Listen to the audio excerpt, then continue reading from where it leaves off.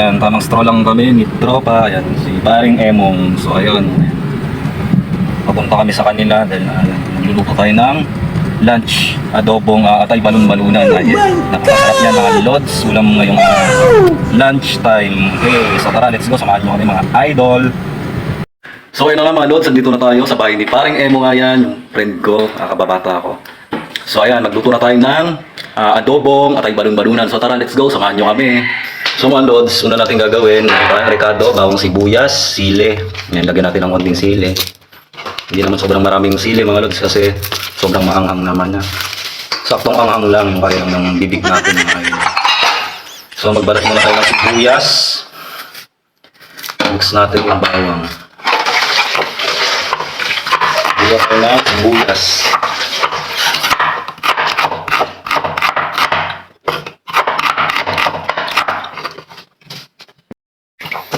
Next, bawang. So ito na mga lods na prepare na natin itong sibuyas, bawang, sili. Meron tayo ditong paminta, seasoning, toyo, mantika, yan, suka. Ayan, hugasan na rin natin at nalinisan yung atay balon-balunan. So marami yan mga lods. Jampak na jampak. Cooking show tayo kayo mga lods ang pinaka-vlog for today. Start to cook. Maglagay na tayo ng kawali, painitin lang natin, and maglagay na tayo ng mantika. Hindi, yan, naglagay na tayo ng mantika, painitin lang natin, and then Ricardo. Tapos mainit na yung mantika, ilagay na natin yung bawang, natin yung bawang. Alright. Pagkutsa lang natin, maglagay ng brown naman natin yung sibuyas. Ilalagay na natin yung akay, balon-balunan. Computer yung mga ito, so isang kutsa lang natin din yan. Hanggang lang din mga 3 o 4 kutsa. Saka natin papalambutin, papailuan. Saka natin lagyan ng toyo at suka. Okay mga lods, naglagay na rin tayo ng sabaw at ilagay na rin natin yung atay. Nilagay na rin natin yan ang paminta. So palambutin lang din natin yung atay. Maglagay na tayo ng toyo. Kasi kami masabaw.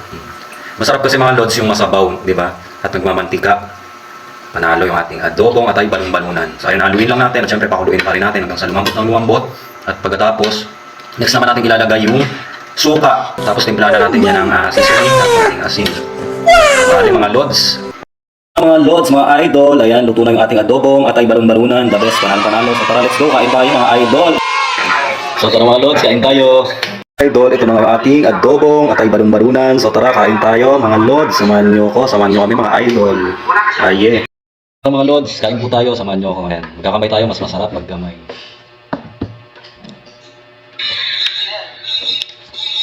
Panalo mga lods, ang sarap. Sakto-sakto yung ating bra, yung alat. At yung anghang. Grabe. Ano ba ka? Atay. Dali. Ang sarap mga lods. Grabe. Napapaborito ko rin itong atay balon-balunan na inadobo. So ayun po mga idol. Hanggang dito na lang po ating vlog for today. Ayan. And po please follow my YouTube and profile sa Facebook po yan at ang aking page po. Omar Khalid Besalucha sa profile, sa YouTube naman po, Big Street Vlogs, Batang 90s. Sa page, Omar Tanggero po, search nyo po yan. Lalabas na po yan. So, see you po sa ating next vlog. Ayun, kumain. Grabe, panalo yung adobong atay at balon-balunan. The best. So, meron tayong pangimagas, saging nasaba. So, meron din tayong charan. Ayan. Singkamas. Grabe, pagkalaki nitong singkamas mga lods. So, babalatan ko muna to. Singkamas para makain natin ng maayos. Saging nasaba. So, wala tayong ibang saging dito ngayon. Wala tayong latundan at bukod lupa, bungulan o kaya yung lakatan. So ayan, saging nasaba muna ating panghimagas.